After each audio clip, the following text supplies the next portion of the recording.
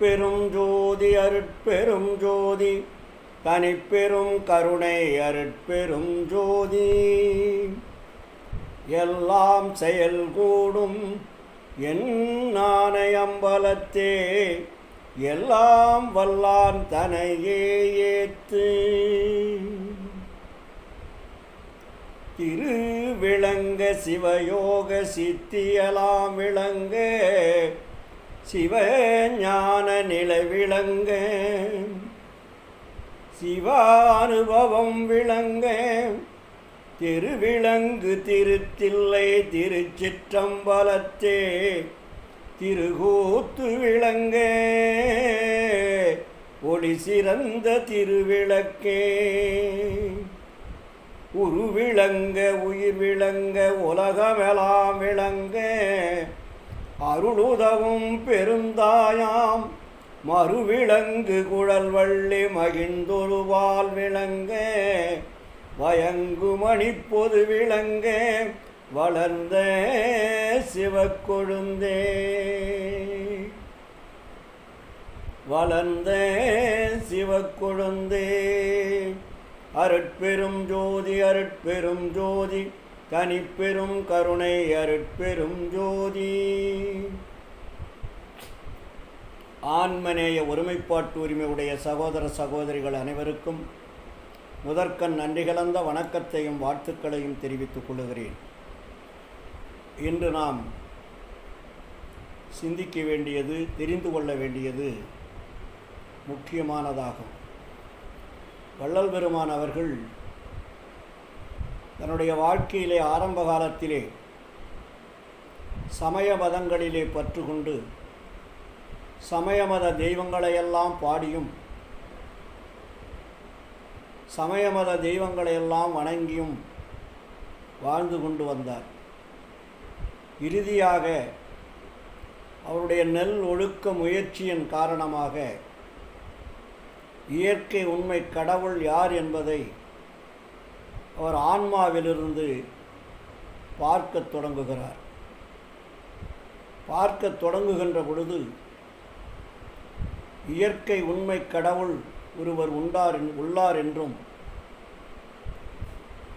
அவருக்கு வள்ளலார் சொல்லுகின்ற விளக்கம் இயற்கை உண்மையர் என்றும் இயற்கை அறிவினர் என்றும் இயற்கை இன்பினர் என்றும் நிர்குணர் என்றும் சிற்குணர் என்றும் நித்தியர் என்றும் சத்தியர் என்றும் ஏகர் என்றும் அநேகர் என்றும் ஆதியர் என்றும் அனாதியர் என்றும் அமலர் என்றும் அருட்பெருஞ்சோதியர் என்றும் அற்புதர் என்றும் நிர் அதிசயர் என்றும் எல்லாம் ஆனவர் என்றும் எல்லாம் உடையவர் என்றும் எல்லாம் வல்லவர் என்றும் குறிக்கப்படும் முதலிய அளவு கடந்த திருக்குறிப்பு திருவார்த்தைகளால் சுத்த சன்மார்க்க ஞானிகள் துதித்தும் நினைத்தும் உணர்ந்தும் புணர்ந்தும் அனுபவிக்க விளங்குகின்ற தனித்தலைமை பெரும்பதியாகிய பெருங்கருணை கடவுள். அந்த பெருங்கருணை கடவுள்தான் வள்ளலார் கண்ட இயற்கை உண்மை கடவுள். அவருக்கு பெயர் அருட்பெருஞ்சோதி அருட்பெருஞ்சோதி தனிப்பெரும் கருணை உள்ளவர் என்று பெயர் சூட்டுகின்றார். ஆனால் நாம் வணங்கக்கூடிய கடவுளெல்லாம் வள்ளலாருக்கு முன்னாடி பல சமய தெய்வங்கள் மத தெய்வங்கள் ஜாதி தெய்வங்களை எல்லாம் வழிபாடு செய்து கொண்டு வந்திருக்கின்றோம். ஆனால் வள்ளலார் சொல்லிய கடவுள் ஒரே கடவுள்தான். அவருக்கு பெயர்தான் அருட்பெருஞ்சோதி ஆண்டவர் என்று சொல்லுகிறார். வள்ளலார் சொல்லிய கடவுள் கோயில் உள்ள கடவுள் இல்லை, சர்ச்சில் உள்ள கடவுள் இல்லை, மசீது உள்ள கடவுள் இல்லை, வேறு உலகில் தோற்றுவித்த எந்த கடவுள்களும் இல்லை. அதாவது மனிதனால் தோற்றுவிக்கப்பட்ட எந்த கடவுளும் வள்ளலார் சொல்லிய கடவுள் அல்ல. அதே போல் குடும்ப நடத்து கடவுள் இல்லை, கணவன் மனைவி உள்ள கடவுள் இல்லை, குழந்தை குட்டிகள் பெற்றெடுக்கும் கடவுள் இல்லை, கொலை செய்யும் கடவுள் இல்லை, மாமிசம் தின்னும் கடவுள் இல்லை. உலகிற்கு எல்லாம் ஒரே கடவுள் என்ற உண்மையை நமக்கு வெளிப்படுத்துகின்றார். அது ஜாதி சமய மதம் அற்ற கடவுள். அவர் எப்படி? ஜாதி சமய மத அற்ற கடவுள். அவர் நாமம் போடுற கடவுள் அல்ல, விபூதி போடுற கடவுள் அல்ல, பொட்டு வைக்கிற கடவுள் அல்ல, குல்லா போடுற கடவுள் அல்ல, சிலுவை போடுற கடவுள் அல்ல. அதே நேரத்தில் மரணமடையும் கடவுள் அல்ல, பிறந்து பிறந்து இறந்து இறந்து போகக்கூடிய கடவுளும் அல்ல. அப்படிப்பட்ட கடவுளைத்தான் வள்ளல் பெருமான் அவர்கள் நமக்கு அறிமுகப்படுத்துகிறார். அறிமுகப்படுத்துவதோடு அல்லாமல் அந்த கடவுளுடைய தன்மையும் உண்மையும் வெளிப்படுத்துகின்ற அளவிலே திருவருட்பு 6ஆம் திருமுறையிலே பதிவிளக்கம் என்ற ஒரு பகுதியிலே சுமார் 25 பாடல்கள் ஆண்டவர் எப்படி இருக்கிறார், என்ன செய்து கொண்டிருக்கிறார், அவருடைய நாம ரூபம் தன்மை என்ன என்பதையெல்லாம் இந்த பாடலிலே நமக்கு பதிவு செய்து வைத்திருக்கிறார். அதை நாம் ஊன்றி படித்து தெரிந்து கொள்ள வேண்டும். அதற்காகத்தான் இன்று நான் இந்த நிகழ்ச்சியை, இந்த தொகுப்பை உங்களுக்கு நான் வழங்க கடமைப்பட்டிருக்கிறேன். அதாவது வள்ளல் பெருமான் 6ஆம் திருமுறையிலே பதிவிளக்கம் என்ற தலைப்பிலே சுமார் 25 பாடல்கள் ஆண்டவரை பற்றி, அவர் எந்த இடத்தில் எப்படி விளங்கி கொண்டிருக்கிறார், செயல்பட்டு கொண்டிருக்கிறார் என்பதையெல்லாம் மிக தெளிவாக ஒரு தலைப்பிலே பதிவு செய்கிறார். அதற்கு பேர் தான் பதிவிளக்கம் என்று பெயர். அதாவது தனித்தலைமை பெரும்பதி, அது கடவுள் விளக்கம்னு பேர். பதிவிளக்கம் என்றால் கடவுள் விளக்கம். அவர் சொல்லுகின்ற அந்த பாடல்களை நீங்கள் உற்று நோக்கினால் அருட்பெருஞ்சோதி ஆண்டவருடைய தன்மை, உண்மை, செயல்பாடு எல்லாம் எவ்வாறு இருக்கின்றது என்பதை நாம் புரிந்து கொள்வதற்கு வாய்ப்பாக இருக்கும். இப்பொழுது அந்த பாடலை படிக்கின்றேன், கேட்டு மகிழுங்கள். அகர நிலை விளங்கும் சத்தர் அனைவருக்கும் அவர் பாலமந்த சத்திமாரவர்கள் அனைவருக்கும் அவராற் பகர வரும் அண்ட வகை அனைத்தினுக்கும் பிண்ட பகுதிகள் அங்கு அனைத்தினுக்கும் பதங்கள் அனைத்தினுக்கும் இகரமுறும் உயிரெவைக்கும் கருவிகள் அங்கு எவைக்கும் எப்பொருட்கும் அனுபவங்கள் எவைக்கும் முத்தி எவைக்கும் சிகர முதல் சித்தி வகை எவைக்கும் ஒளிவழங்கும் திருச்சிற்றம்பலந்தனிலே தெய்வம் ஒன்றே கண்டீ. பாடல் எவ்வளோ தெளிவாக சொல்கிறார் பார்த்தீங்களா? அவர் எப்படி அந்த பாடல்லையும் உங்களுக்கு விளக்கம் இருக்கிறது, அதை படித்து தெரிந்து கொள்ளுங்கள். அடுத்ததாக வண்ணமிகு பூத வெளி பகுதி வெளி முதலாம் வகுக்குமடி வெளிகளலாம் வயங்கு வெளியாகி எண்ணமுறு மாமௌன வெளியாகி அதன் மேல் இசைத்த பரவெளியாகி இயல் உபை வெளியாய் அன்னுரு சிற்பர வெளியாய் தற்பரமாம் வெளியாய் அமர்ந்த பெருவெளியாகி அருளின்ப வெளியாய் திண்ணமுறும் தனியற்கை உண்மை வெளியான திருச்சிற்றம்பலந்தனிலே தெய்வம் ஒன்றே கண்டீ. வெளி என்றால் கோடான கோடி வெளிகள் ஒவ்வொரு அண்டத்திலும் இருந்து கொண்டிருக்கிறது. அந்த வெளியை வள்ளலார் சொல்லவில்லை. இப்போ நாம் வாழுகின்ற இந்த உலகத்தில் வெளி இருக்கிறது. வெளி என்றால் ஆகாயம். இந்த ஆகாயத்தையும் வள்ளலார் இங்கே சொல்லவில்லை.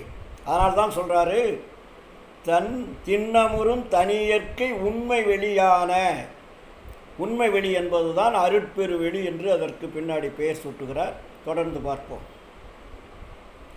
சார்பூத விளக்கமொடு பகுதிகளின் விளக்கம் தத்துவங்கள் விளக்கமெல்லாம் தருவிளக்கமாகி நேராதி விளக்கமதாய் பறை விளக்கமாகி நிலைத்த பராபர விளக்கமாகி அகம்புறமும் பேராசை விளக்கமதாய் சுத்த விளக்கமதாய் பெருவிளக்கமாகி எலாம் பெற்ற விளக்கமதாய் சீராட விளங்குகின்ற இயற்கை விளக்கமதாய் திருச்சிற்றம்பலந்தனிலே தெய்வம் ஒன்றே கண்டே. அதனுடைய விளக்கமெல்லாம் எந்தெந்த அளவிற்கு விளக்கமாக விளங்கி கொண்டிருக்கிறார் என்பதை இந்த பாடலிலே சொல்லுகிறார். அடுத்ததாக சொல்லுகின்ற பொழுது, இடம் பெறும் இந்திரிய இன்பம், கரண இன்பம், உலக இன்பம், உயிரின்பம் முதலாய் எய்தும் இன்பமாகி. எப்படி? இடம்பெறும் இந்திரிய இன்பம், கரண இன்பம், உலக இன்பம், உயிரின்பம் முதலாய் எய்தும் இன்பமாகி. இத்தடம்பெறும் ஓர் ஆன்ம இன்பம், தனி அறிவின்பம், சத்திய வேரின்பம், உச்சி இன்பமுமாய் அதன் மேல் நடம்பெறும் மெய்ப்பொருள் இன்பம், நீர் அதிசய இன்பம், ஞான சித்தி பெரும்போக நாட்டரசின் இன்பமுமாய் திடம்பெற ஓங்கிய இயற்கை தனி இன்பமயமாம் திருச்சிற்றம்பலந்தனிலே தெய்வம் ஒன்றே கண்டேன். உலகில் இருக்கக்கூடிய இன்பங்களுக்கெல்லாம் முழுமுதல் காரணமாக விளங்கி கொண்டிருக்கக்கூடிய அந்த கடவுள்தான் அருட்பெருஞ்சோதி ஆண்டவர். அவர் எங்கே இருக்கிறார்? திருச்சிற்றம்பலந்தனிலே தெய்வம் ஒன்றே கண்டேன். அவர் எல்லாம் தான் உடையதுவாய், எல்லாம் வல்லதுவாய், எல்லாம் தான் ஆனதுவாய், எல்லாம் தான் அலதாய், சொல்லாலும் பொருளாலும் தோன்றும் அறிவாலும் துணிந்தளக்க முடியாதாய் துரிய வெளி கடந்த வல்லாளர் அனுபவத்தே அதுவதுவாய், அவரும் மதித்திடுங்கால் அரியதுவாய் பெறுவதுவாய், அணுவும் செல்லாத நிலைகளிலும் செல்லுவதாய் விளங்கும் திருச்சிற்றம்பலந்தனிலே தெய்வம் ஒன்றே கண்டீ. எவ்வளோ எளிய தமிழில் சொல்கிறாரு, அதிலே விளக்கம் இருக்கிறது.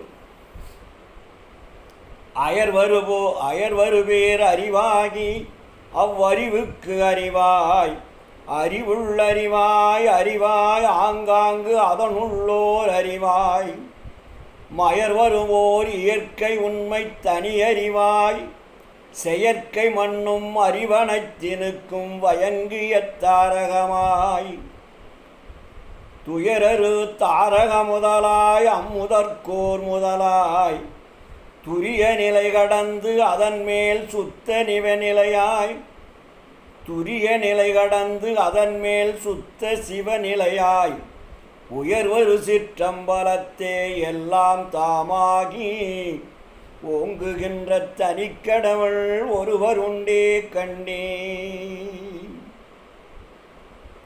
அதற்கடுத்து சொல்றாரு பாருங்க, அவர் எப்படி இருக்கிறாரு, எப்படி இயங்கி கொண்டிருக்கிறான்னு சொல்றாரு. அண்டமெலாம் பிண்டமெலாம் உயிர்களெல்லாம் பொருள்கள் ஆனவெலாம் இடங்களெல்லாம் நீக்கமர நிறைந்தே, கொண்டையலாம் கொண்டு கொண்டு மேலுவதற்கே இடங்கொடுத்து கொண்டு சலிப்பின்றி கண்டமெலாம் கடந்து நின்றே அகண்டமதாய் அதுவும் கடந்த வெளியாய், அதுவும் கடந்த வெளியாய், அதுவும் கடந்த தனி வெளியாய், கொண்டகு சிற்றம்பலத்தே ஓங்குகின்ற தனிக்கடவுள் ஒருவர் உண்டே கண்டே. எல்லா அண்டங்களுக்கும் தன்னைத்தானே இயங்கிக் கொண்டிருக்கக்கூடிய ஒரு அற்புதமான செயலை செய்து கொண்டு ஒன்றோடொன்று மோதாமல், ஒன்றோடொன்று பிரச்சனை இல்லாமல் தன்னைத்தானே சுழற்சி முறையில் செய்து கொண்டு இயக்கிக் கொண்டிருக்கக்கூடிய ஒரே கடவுள் அவர்தான் அருட்பெருஞ்சோதி ஆண்டவர் என்று இந்த பாடலை மிக தெளிவாக வள்ளல் பெருமான் பதிவு செய்கிறார். அவர் எப்படியெல்லாம் இருக்கிறாரு? பாலொடு நீர் கனல் காற்று ஆகாயம் எனும் பாரொடு நீர்கணல் காற்று ஆகாயமெனும் பூதப் பகுதி முதல் பகர்நாத பகுதி வரையான ஏர்வெறு தத்துவ உருவாய் தத்துவ காரணமாய் இயம்பிய காரண முதலாய் காரணத்தின் முடிவாய் நேருருமம் முடிவனைத்தும் நிகழ்ந்திடும் பூரணமாய் நித்தியமாய் சத்தியமாய் நிர்குண சிற்குணமாய் ஓர்தரு சன்மாத்திரமாம் திருச்சிற்றம்பலத்தே ஓங்குகின்ற தனிக்கடவுள் ஒருவருண்டே கண்டே. இந்த பூலோகத்தில் பஞ்சபூதங்களெல்லாம் இயக்கக்கூடிய ஆற்றலும் அதிலே உள் ஒளியாக இருந்து செயல்படுத்தக்கூடிய ஆற்றலும் அதே நேரத்தில் சத்தியமாய் உண்மை பொருளாக நிறைந்து கொண்டிருக்கக்கூடிய ஒரே கடவுள் அவர்தான் அருட்பெருஞ்சோதி ஆண்டவர். அது தத்துவம் அல்ல. ஏனென்றால் நாம் எல்லாம் தத்துவங்களை கடவுளாக பாவித்து கொண்டிருக்கிறோம். தத்துவத்திற்கு காரண காரியமாக இருக்கிறதே தவிர அது கடவுள் அல்ல என்பதை இங்கே வெளிப்படையாக வள்ளல் பெருமான் சொல்லுகிறார். இரவிமதி உடுக்கன் முதல் கலைகளெல்லாம் தம்மூர் லேசமதாய் என் கடந்த இலங்கிய பெண்டாண்டம் பரவுமற்றை பொருள்கள் உயிர்த்திருள்கள் முதலெல்லாம் பகரகத்தும் புறத்தும் அகபுறத்துடன் அப்புறத்தும் விரைவி எலாம் நீக்கமர விளங்கி அந்த மாதி விளம்பரிய பேரொளியாய் அவ்வொளி பேரொளியாய் உருவரு சிற்மாத்திரமாய் திருச்சிற்றம்பலத்தே ஓங்குகின்ற தனிக்கடவுள் ஒருவருண்டே கண்டி. ஆற்றுவிட ஆனந்தம் தத்துவதானந்தம் அநியோகானந்தம் மதிப்பரு ஞானானந்தம் பேரரும் ஆன்மானந்தம் பரமானந்தம் சேர் பிரமானந்தம் சாந்த பேரானந்தத்தோடு ஏற்றிடும் ஏகானந்தம் அத்துவிதானந்தம் இயன்ற சச்சிதானந்தம் சுத்த சிவானந்தம் உற்ற தாம் சமரச ஆனந்த சபைதனிலே ஓங்குகின்ற தனிக்கடவுள் ஒருவருண்டே கண்டி. எவ்வளவு ஒரு அழுத்தமாக வள்ளல் பெருமான் அவர்கள் அருட்பெருஞ்சோதி ஆண்டார்கள் எந்தெந்த வகையில் எவ்வாறெல்லாம் இயங்கிக் கொண்டிருக்கிறார் என்பதை மிக தெளிவாக இங்கே பதிவு செய்கிறார். இந்த புத்தகம் தெய்வ நிலையத்திலே பதிவு செய்தது. இதிலே ஒரு 10 பாடல்கள் ஒரு பக்கமே இல்லை.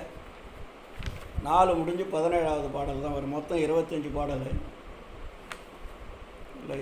பாடல் தவிர சரி, பின்னாடி பார்ப்போம். வகுத்த உயிர் முதற் பலவாம் பொருள்களுக்கும் வகுத்தே உயிர் முதற் பலவாம் பொருள்களுக்கும் வடிவம் வண்ணம் நலம் முதற் பலவாம் குணங்களுக்கும் புகுதல் புகுத்தல் உறுதல் முதற் பலவாம் செயல்களுக்கும் தாமே புகழ் கரணம் உபகரணம் கருவி உபகருவி மிகுந்த உருப்பதி கரணம் காரணம் பலகாலம் விதித்திடுமற்றவை முழுதுமாகி அல்லாராகி உகப்பருவோர் சுத்த சிவானந்த சபைதனிலே ஓங்குகின்ற தனிக்கடவுள் ஒருவருண்டே கண்டே. வள்ளல் பெருமான் கடவுள் ஒருவர் உண்டே என்பதற்கு எவ்வளவு விளக்கத்தை நமக்கு தர வேண்டியுள்ளது. அத்தனையும் எல்லோரும் புரிந்து கொள்ளக்கூடிய அளவிற்கு வள்ளல் பெருமான் தந்திருக்கிறார்.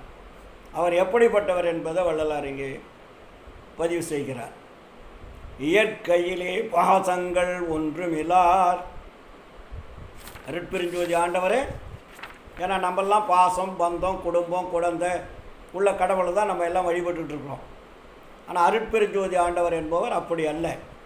இயற்கையிலே பாசங்கள் ஒன்றுமிலார் குணங்கள் ஏதுமிலார் தத்துவங்கள் ஏதுமிலார் மற்றோர் செயற்கையில்லார் பிறப்பில்லார் இறப்பில்லார் யாதும் திரிவில்லார் கலங்கமில்லார் வேண்டுதலில்லார் வேண்டாமையில்லார் மெய்யே மெய்யாகி எங்கும் விளங்கி இன்பமயமாம் உயர்த்தருமோர் சுத்த சிவானந்த தவைதனிலே ஓங்குகின்ற தனிக்கடவுள் ஒருவருண்டே கண்டீ.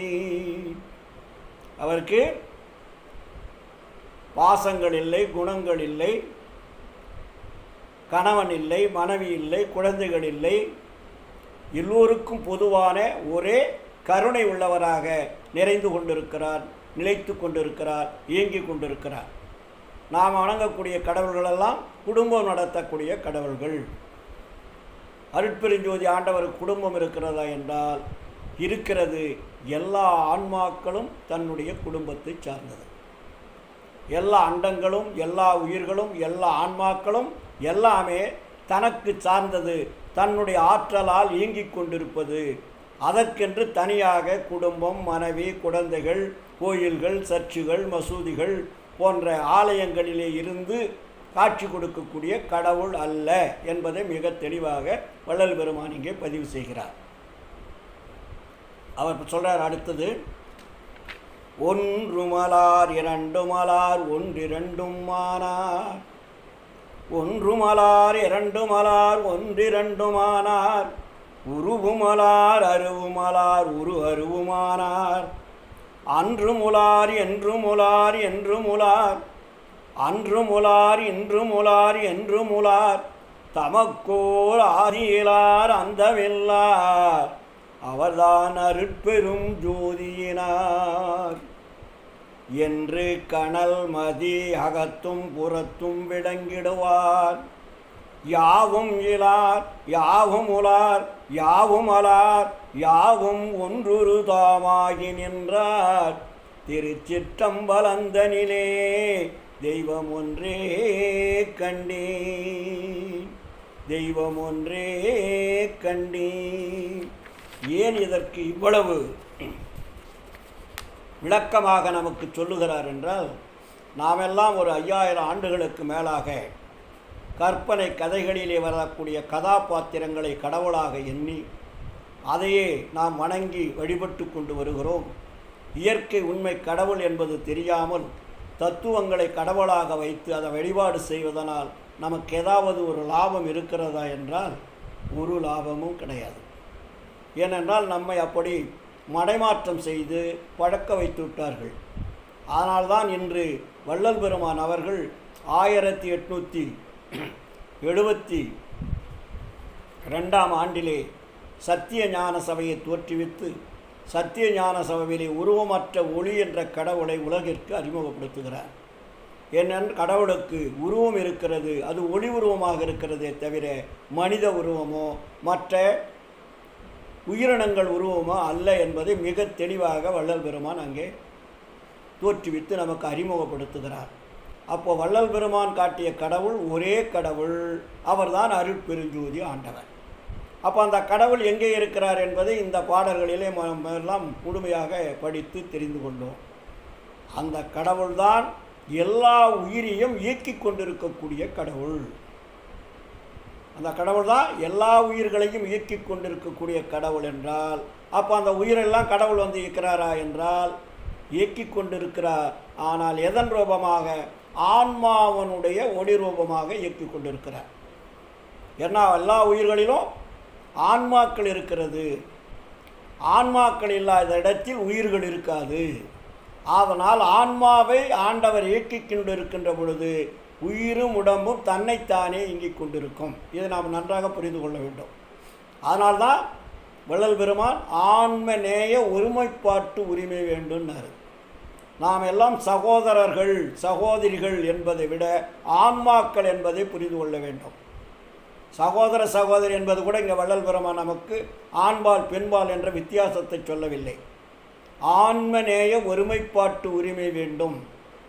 தாவர முதல் மனித தேக வரையிலே எல்லா உயிரையும் இயக்கக்கூடிய ஒரே தன்மையுடைய ஒரு மெய்ப்பொருள், அதற்கு பெயர்தான் ஆன்மா. அந்த ஆன்மாவை இயக்கிக் கொண்டிருக்கக்கூடியது தான் கடவுள். அந்த கடவுளுக்கு பெயர்தான் அருட்பெருஞ்சோதி. அருட்பெருஞ்சோதி தனிப்பெரும் கருணை என்று வள்ளல் பெருமான் மிக தெளிவாக நமக்கு இங்கே பதிவு செய்கிறார். அதே நேரத்திலே அடுத்ததாக வள்ளல் பெருமான் அவர்கள் அருட்பெருஞ்சோதி அட்டகம் என்ற ஒரு பதிப்பிலே மிக தெளிவாக நமக்கு ஒரு 8 பாடல்களை மிக தெளிவாக நமக்கு பதிவு செய்கிறோம். இதெல்லாம் நம்ம படிக்கணும். படித்தா தான் நமக்கு புரியும். நம்ம சமய மத தெய்வங்களை விட்டு இயற்கை உண்மை கடவுளான அருட்பெருஞ்சோதி ஆண்டவரை வழிபாடு செய்வதற்கும் அருளை பெறுவதற்கும் மரணமெலா பெருவாழ் வாழ்வதற்கும் வழிவகுக்கும். புரியுதுங்களா? அதனால் இப்போ அருட்பெருஞ்சோதி அட்டகத்தில் மிக தெளிவாக ஒரு 8 பாடலில் விளக்கம் சொல்கிறார் ஆண்டவரை பற்றி. இதுவும் அந்த அட்டகம் என்றதில் சொல்லக்கூடிய பதிவு தான். அருட்பெருவெளியில் அருட்பெரு உலகத்து அருட்பெரும் தலத்து மேல் நிலையில் அருட்பெரும் பீடத்து அருட்பெரும் வடிவில் அருட்பெரும் திருவிலே அமர்ந்த அருட்பெரும் பதியே அருட்பெரும் நிதியே அருட்பெரும் சித்தியன் அமுதே அருட்பெரும் களிப்பே அருட்பெரும் சுகமே அருட்பெரும் ஜோதியன் அரசே அருட்பெரும் ஜோதியன் அரசே. குலவு பேரண்ட பகுதி ஓர் அனந்த கோடி கோடிகளும் ஆங்காங்கே நிலவிய பிண்ட பகுதிகள் முழுதும் திகழ்ந்த பற்பல பொருள் திரளும் விலகுறாது அகத்தும் புறத்து மேலிடத்தும் மெய்யறிவு ஆனந்தம் விளங்க அலகுறாது ஒழியாது அது அதில் விளங்கும் அருட்பெரும் ஜோதி என் அரசே. கண்முதல் பொறியால் மனமுதல் கரணக்கருவினால் பகுதியின் கருவால் என் முதல் புருட தரத்தினால் பரத்தார் இசைக்குமோர் பரம்பர உணர்வால் விண்முதல் பறையால் பராபர அறிவால் விளங்குவது அறிவு அரிதென உணர்ந்தோர் அன்முதல் தடித்து படித்திட ஓங்கும் அருட்பெரும் ஜோதி என் அரசே.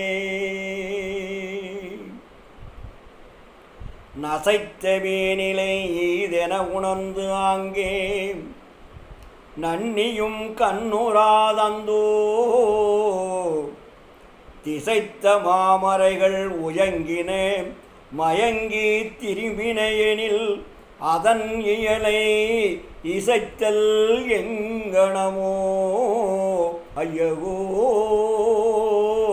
சிறிதும் இசைத்திடுவேமென நாவை அசைத்திடுதற்கு அரிது என்று உணர்ந்தோர் வடுத்த நின்றோங்கும் அருட்பெரும் ஜோதி என் அரசே அருட்பெரும் ஜோதி என் அரசே. சுத்த வேதாந்த மௌனமோ அல்லது சுத்த சித்தாந்த ராசியமோ நித்த நாதாந்த நிலை அனுபவமோ நிகழ்விரே முடிவின் மேல் முடியோ புத்தமுதனை சமரசத்ததுவோ பொருள் இயல் அறிந்திலம். எனவே அத்தகை உணர்ந்தோர் உரைத்து உரைத்தேத்தும் அருட்பெரும் ஜோதி என் அரசே. ஏகமோ அன்றி அநேகமோ என்றும் இயற்கையோ செயற்கையோ சித்தோ தேகமோ பொதுவோ சிறப்பதோ பெண்ணோ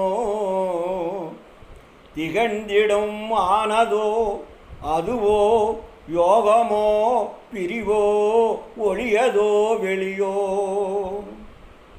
உரைப்பது எற்றோ என உணர்ந்தோர் உரைப்பது எற்றோ என உணர்ந்தோர் ஆகமோடுரைத்து வழுத்த நின்றோங்கும் அருட்பெரும் ஜோதி என்னரசே. தத்துவம் அனைத்தும் தனித்தனி கடந்தே தத்துவாதீதமே நிலையேல் சித்தியில் முழுதும் தெரிந்தனம் அவைமேல் சிவநிலை தெரிந்திட சென்றோம். ஒத்தவன் நிலைக்கண் யாமும் எம் உணர்வும் ஒருங்குறக் கரைந்து போயினம் என்று அத்தகை உணர்ந்தோர் வழுத்த நின்றோங்கும் அருட்பெரும் ஜோதி என்னரசே. எங்குமாய் விளங்கும் சிற்றவை இடத்தே இது அது என உரைப்பதரிதாய் தங்குமோர் இயற்கை தனி அனுபவத்தை தந்து எனை தன்மயமாக்கி பொங்குமானந்த போக போக்கியனாய் புத்தமுது அறுத்தி என் குலத்தே அங்கையில் கனி போன்று அமர்ந்து அருள் புரிந்த அருட்பெரும் ஜோதி என்னரசே. அருட்பெரும் ஜோதி என்னரசே. அன்பான அன்பர்கள் அனைவருக்கும் வள்ளல் பெருமான் அவர்கள் நமக்கு அறிமுகப்படுத்திய கடவுள்தான் உண்மையான கடவுள். அந்த கடவுளுக்கு பெயர்தான் அருட்பெருஞ்சோதி ஆண்டவர். அவர் எப்படி இருக்கிறார்? தனிப்பெரும் கருணையாக இருக்கின்றார். மற்ற கடவுள்களெல்லாம் தத்துவ கடவுள்களாக நாம் வழிபாடு செய்து கொண்டு வருகிறோம். அந்த கடவுளெல்லாம் உண்மை அல்ல என்பதை மிக தெளிவாக வள்ளல் பெருமான் இங்கே பறைசாற்றுகின்றார். ஆதலால் நாம் அறிந்து கொள்ள வேண்டியதும் தெரிந்து கொள்ள வேண்டியதும் பின்பற்றக்கூடியதும் ஒரே கடவுள், அவர்தான் அருட்பெருஞ்சோதி ஆண்டவர் என்ற உண்மையை சன்மார்க்கத்தை பின்பற்றக்கூடியவர்கள் முதலிலே தெரிந்து கொண்டு அவர்கள் வள்ளலார் சொல்லிய வண்ணம் வாழ்ந்து காட்டி மற்றவர்களையும் தம் வசமாக மாற்றி இதேபோல் உலகம் முழுவதும் சுத்த சன்மார்க்கம் விளங்கக்கூடிய காலத்தை உருவாக்க வேண்டியது ஒவ்வொரு சுத்த சன்மாரிகளுடைய கடமையாகும். ஏனென்றால் அக்காலத்திலே ஒன்றும் தெரியாத பாமர மக்களுக்கு தத்துவ கடவுள்களை வைத்து ஜாதி சமய மதங்களை படைத்து அப்பாவி மக்களையெல்லாம் இன்று வரையிலே அழிந்து கொண்டிருக்கக்கூடிய ஒரு சூழ்நிலையை உருவாக்கி வைத்து விட்டார்கள் மதத்தலைவர்கள் பதத்தலைவர்கள் எல்லாம். அதிலிருந்து மீட்டெடுக்க இந்த மக்கள் சமுதாயத்தை ஆன்மநேய ஒருமைப்பாட்டு உரிமையை இறைவனுடன் சேரக்கூடிய ஆன்மாக்களை இறைவனுடன் சேராமல் தடுத்து நிறுத்திய தத்துவங்களை எல்லாம் அடித்து தத்துவாதீத மேனில் மேல் ஏற்றி இறைவனுடைய அருளை பெற்று அந்த அருளை பெற்று ஒவ்வொரு மனித தேகம் எடுத்த ஆன்மாக்களும் மரணமெலா பெருவாழ்வு என்ற பெரும்பேரை பெற்று, அதாவது சுத்த தேகம் பிரணவ தேகம் ஞான தேகம் என்ற முத்தேக சித்திகளை பெற்று இறைவனிடத்திலே சேர்ந்து கலந்து வாழ்வாங்கு வாழக்கூடிய அந்த வாழ்க்கை தான் பேரின்ப சித்தி பெருவாழ்வு என்று சொல்லப்படுவது. அந்த பேரின்ப சித்தி பெருவாழ்வு பெறுவது என்பது ஒவ்வொரு ஆன்மாக்களும் இறைவனால் கொடுக்கப்பட்ட கட்டளையாகும். அந்த கட்டளையை நாம் நிறைவேற்றுவதுதான் சுத்த சன்மார்க்கத்தினுடைய கொள்கைகளாகும். அந்த கொள்கையை பின்பற்றக்கூடிய அன்பர்கள் தாம் கடைபிடித்து மற்றவர்களையும் தன்வசமாக மாற்றிக்கொள்வதே சுத்த சன்மார்க்கிகள் கடமையாக நாம் ஏற்றுக்கொள்ள வேண்டும். அதனால்தான் வள்ளல் பெருமான் சொல்வார். வள்ளல் பெருமான் என்ன சொல்கிறார் ஆண்டவர்கிட்ட? அப்பா, நான் வேண்டுதல் கேட்டு அருள் புரித வேண்டும், ஆறுயிர்கட்கெல்லாம் நான் அன்பு செயல் வேண்டும், எப்பாரும் எப்பதமும் எங்கனம் நான் சென்றே என் தந்தை நினது அருட்புகழை இயம்பியிடல் வேண்டும், செப்பாத மேநிலை மேல் சுத்த சிவமார்க்கம் திகழ்ந்தோங்க அருட்ஜோதி செலுத்தியிடல் வேண்டும். தப்பேது நான் செய்யணும் நீ பொறுத்தல் வேண்டும். தலைவா நினை பிரியாத நிலைமையும் வேண்டுவனே. ஆண்டவரிடத்திலே வள்ளலார் வேண்டிய பாடல்.